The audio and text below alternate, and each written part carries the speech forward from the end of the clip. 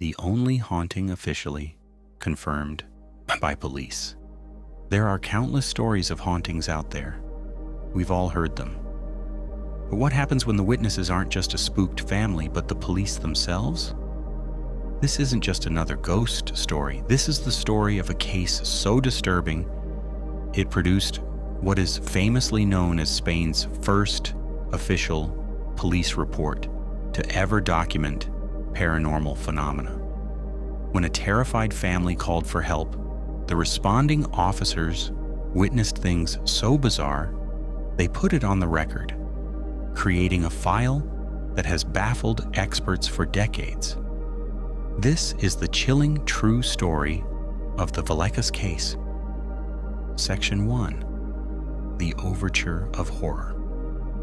It all started not in some crumbling old mansion, but in the sterile hallway of a Madrid high school back in 1990.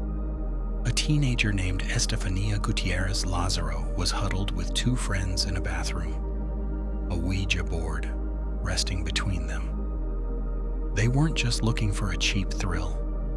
They were trying to contact the boyfriend of one of the girls, who had just died in a motorcycle accident.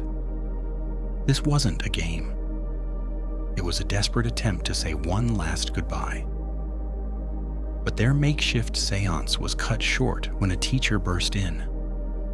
In a fit of anger, the teacher grabbed the Ouija board and smashed it on the floor. And in that moment, something went terribly wrong.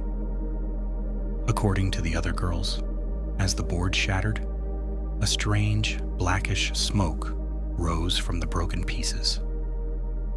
They said Estefania, caught by surprise, inhaled it. Whether that smoke was a product of group hysteria or something else entirely, we'll never know for sure. But what is certain is that from that day on, Estefania's life spiraled into a waking nightmare. The once normal teenager started to change in horrifying ways. Section 2. The Descent of Estefania. Over the next few months, Estefania's health fell apart. She was tormented by insomnia, and when she did manage to sleep, she had violent nightmares. Then came the seizures, terrifying convulsions that no doctor could explain. During these fits, her family said she would sometimes bark like a dog or go completely rigid, her eyes rolling back in her head. Even worse were the hallucinations. Estefania told her horrified parents she was being stalked by dark, shadowy figures. She described them as faceless men in dark cloaks who would stand in her room at night, whispering to her, trying to get her to come with them. Her parents, desperate for answers, took her to every doctor they could find. They ran countless tests, and every single one came back normal. Medically, she was perfectly fine. Yet she only got worse. The terror peaked on a hot summer night in August of 1991. Estefania had a violent convulsion in her bedroom. She fell into a coma and was rushed to the hospital, but she never woke up. The official autopsy listed her death as sudden and suspicious, but doctors couldn't find a clear cause. To her grieving family, it wasn't a mystery at all. They believed something had followed their daughter home from that Ouija board, and it had finally taken her. They were about to learn that whatever it wasn't done with them yet. Section 3. The Family's Nightmare. In the grief that followed Estefania's death, there was no peace for the Gutierrez Lazaro family. Instead, the paranormal activity that had tormented their daughter seemed to fixate on their small apartment at number 8, Calle Luis Marin. The family reported loud bangs and scratching noises coming from empty rooms. Doors they knew they had closed would suddenly fly open with shocking force. The family's stories grew more and more terrifying, says they spoke of seeing a shadowy figure, just like the ones Estefania had described, moving down the hallway. Her mother, Concepcion, said she would feel an immense pressure on her chest at night. as if someone was sitting on her, and the distinct feeling of cold, invisible hands grabbing her feet. But the most infamous event involved a framed photograph of Estefania. The family claims that one afternoon, as they watched in horror, the picture spontaneously burst into flames. According to them, the frame and the glass were left completely untouched, but the image of Estefania's face was burned away. For more than a year, the family lived in a state of constant fear. They would barricade doors with furniture at night, only to find them wide open in the morning.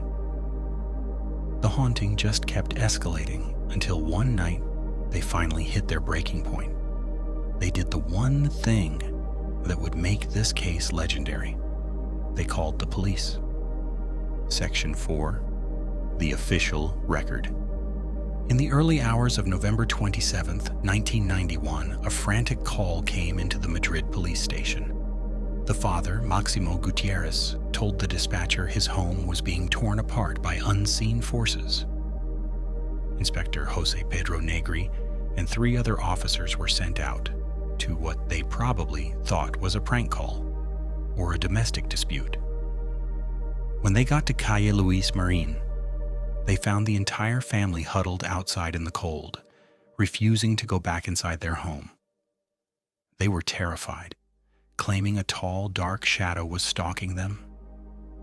The officers, skeptical but professional, went into the apartment to investigate. What they saw and documented that night would go down in Spanish history. Inspector Negri's signed report is the chilling heart of the Vallecas case. It doesn't read like a second-hand story. It reads like a first-hand account of the impossible. The officers documented a deafening crash coming from the balcony, but when they rushed out to look, there was nothing and no one there.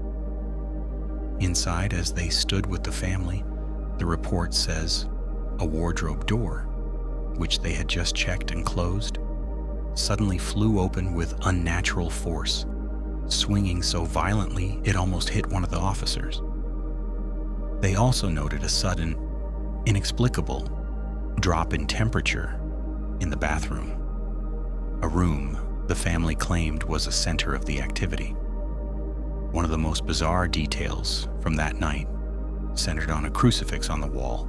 The report notes that when an object flew and hit the wall, the crucifix was found on the floor, torn from its wooden backing, with 3 distinct scratch marks left on the wall where it had been mounted.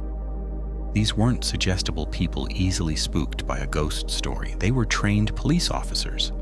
They checked for wires, magnets, or any sign of a hoax. They found nothing.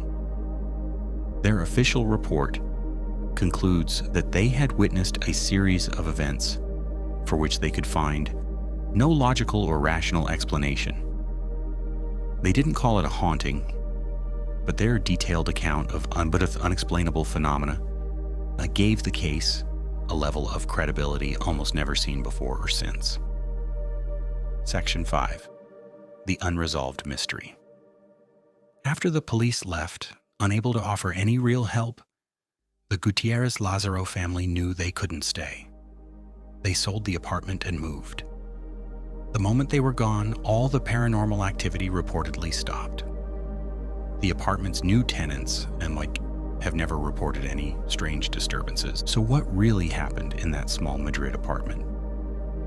Skeptics have offered up plenty of theories. Some suggest Estefania might have had an undiagnosed illness, and the trauma of her death caused her family to experience a shared delusion. Others point to environmental factors like black mold or carbon monoxide, which can cause hallucinations. A few have even suggested the family staged the whole thing for attention. But none of those theories quite explain everything. How does a shared delusion or a gas leak explain the detailed corroborating testimony of 4 police officers? Years after his retirement, Inspector Negri stood by his report, confirming in interviews that what he and his colleagues saw that night was real and completely unexplainable. They had nothing to gain by filing such a bizarre report. In fact, they risked their careers. The Valekas case remains a profound and disturbing mystery. It's a story that lives in that gray area between documented fact and impossible horror. It forces us to question what we think we know, leaving us with the unsettling reality that sometimes, even when the police show up and take a report, the mystery only gets deeper. Conclusion: the story of the Gutierrez-Lazaro family is a chilling reminder that some things are better left alone. What do you think happened in that apartment? Was it a tortured spirit, a case of mass hysteria, or something else entirely? Let us know your theories in the comments. What sets the Valekas case apart from 1,000 other ghost stories isn't just the fear. It's the paperwork. It's the signed testimony of police officers who walked into a home expecting a routine call and walked out having witnessed something that defied all logic. It's where a family's personal tragedy crashed into the cold, hard facts of a police report, leaving behind a question that still haunts us. What did those officers really see on that rainy November night?